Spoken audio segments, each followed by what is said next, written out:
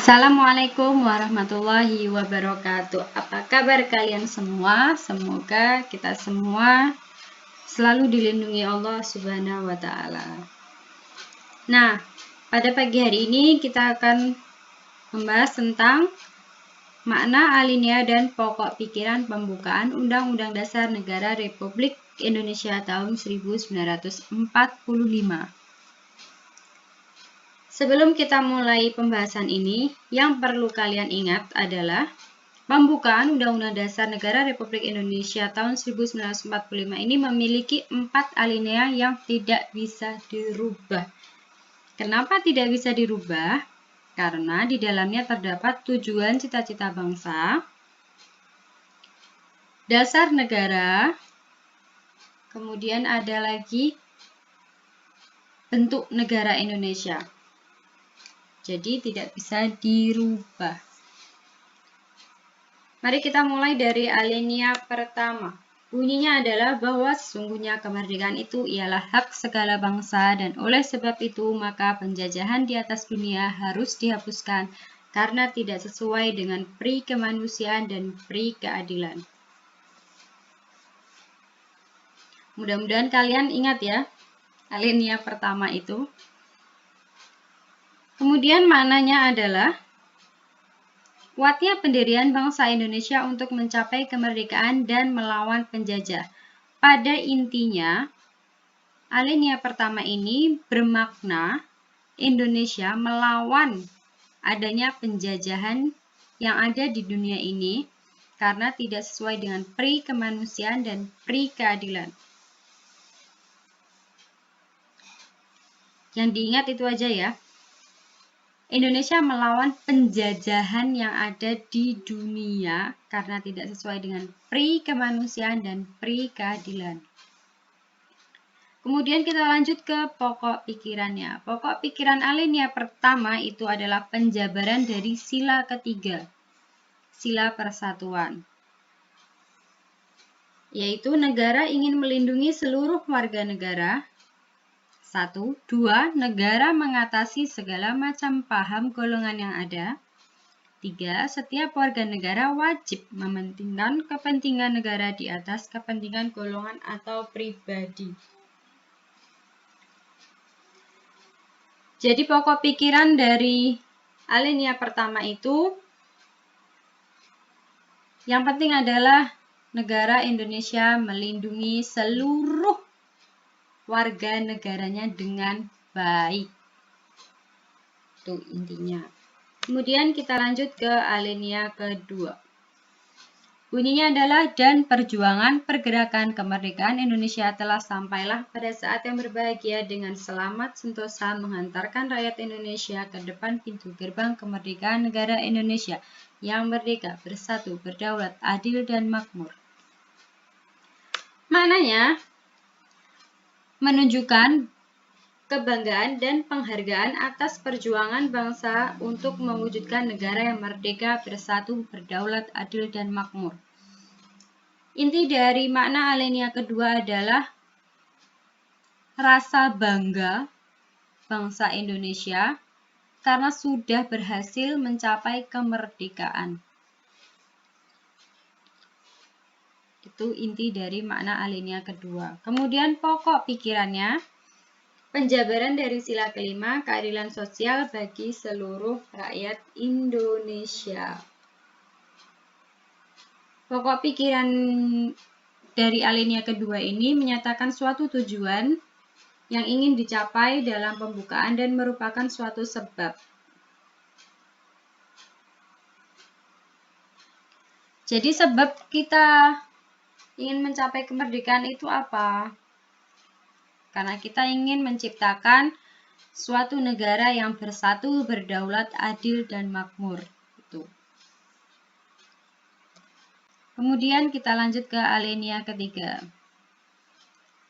Bunyinya adalah atas berkat rahmat Allah yang Maha Kuasa dan dengan didorongkan oleh keinginan luhur supaya berkehidupan kebangsaan yang bebas, maka rakyat Indonesia menyatakan dengan ini kemerdekaannya.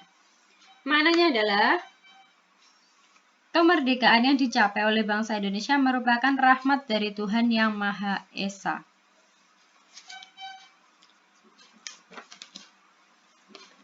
perlu diingat, dengan adanya alinea ketiga ini, kemerdekaan kita, kemerdekaan yang sudah kita capai ini, itu berkat rahmat Allah yang Maha Kuasa,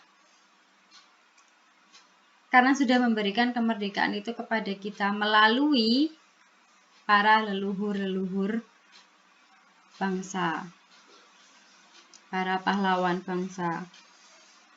Jadi, kemerdekaan Indonesia itu bukan didapat dari hadiah dari Jepang ya, melainkan atas berkat rahmat Allah yang Maha Kuasa. Kemudian pokok pikirannya penjabaran dari sila keempat,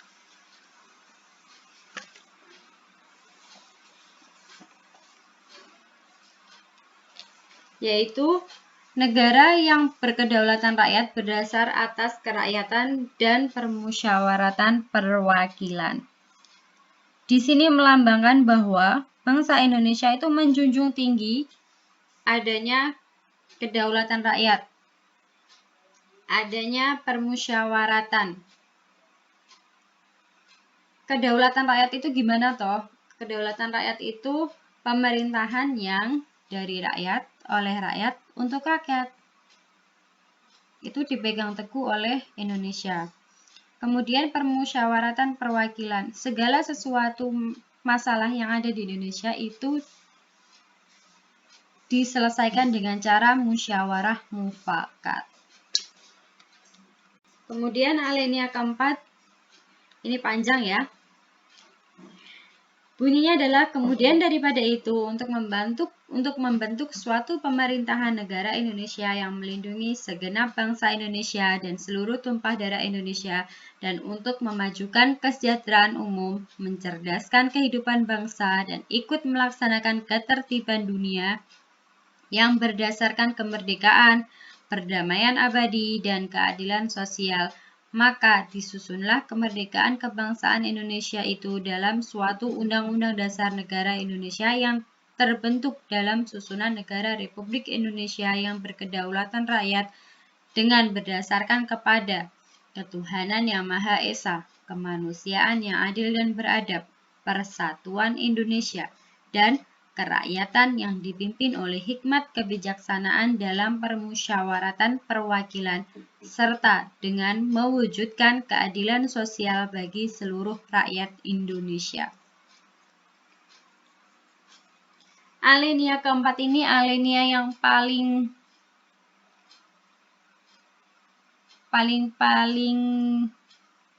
ditekankan di dalam pembukaan Undang-Undang Dasar Undang-Undang Dasar Negara Republik Indonesia tahun 1945. Kita lihat maknanya. Makna alinea ini memuat tentang tujuan negara, ketentuan diadakannya Undang-Undang Dasar, bentuk negara, dan dasar negara. 1. Tujuan negara Indonesia tadi adalah melindungi segenap bangsa Indonesia dan seluruh tumpah darah Indonesia. 2. Memajukan kesejahteraan umum. 3. Mencerdaskan kehidupan bangsa. 4. Ikut melaksanakan ketertiban dunia. Bu Guru harap kalian hafal tujuan negara Indonesia. Kemudian, ketentuan diadakannya Undang-Undang Dasar, yaitu batang tubuh atau pasal-pasal yang mengatur tentang penyelenggaraan negara. Kalau sekarang, batang tubuh kita atau pasal-pasal kita itu ada 37 pasal ya. Dan pasal-pasal itu sudah melalui perubahan 4 kali. Pada tahun 1999, tahun 2000, tahun 2001, dan terakhir tahun 2002. Dari tahun 2002 sampai saat ini belum pernah dirubah lagi. Kemudian ada lagi ketentuan diadakannya Undang-Undang Dasar, yaitu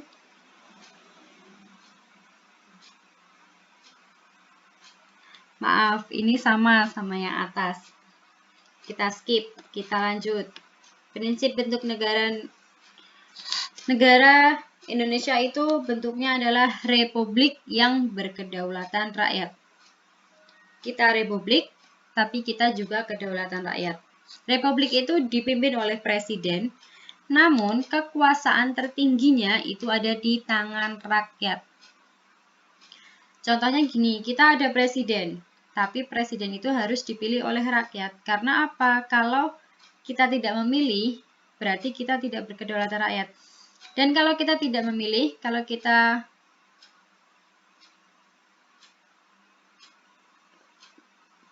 turun-temurun, itu namanya monarki. Karena kita ada presiden, dan presiden itu dipilih oleh rakyat, makanya kita republik yang berkedaulatan rakyat.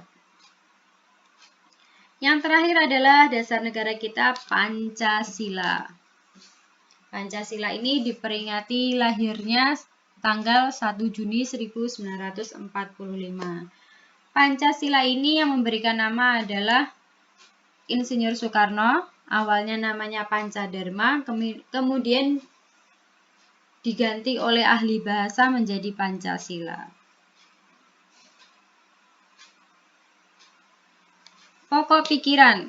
Pokok pikiran alinea keempat ini adalah penjabaran dari sila pertama dan sila kedua, yaitu negara berdasar atas ketuhanan yang Maha Esa menurut dasar kemanusiaan yang adil dan beradab.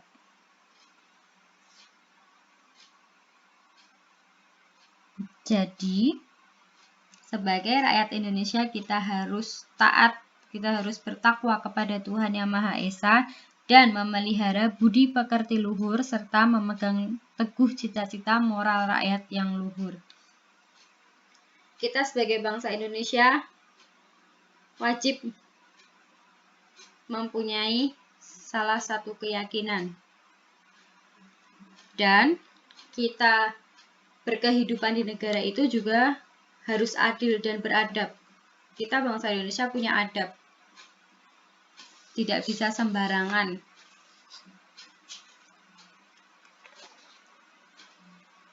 Oke anak-anak, itu tadi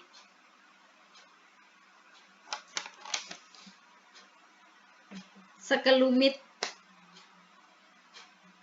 penjelasan tentang makna alinea dan pokok pikiran pembukaan Undang-Undang Dasar Negara Republik Indonesia tahun 1945. Apabila ada pertanyaan atau ada yang kurang jelas, silahkan tanya ke Bu Guru atau tanya ke guru pengampu kalian. Semoga bermanfaat, dan Bu Guru minta maaf jika banyak kata yang salah atau banyak PowerPoint yang salah, mohon dimaafkan. Terima kasih atas waktunya. Wassalamualaikum warahmatullahi wabarakatuh.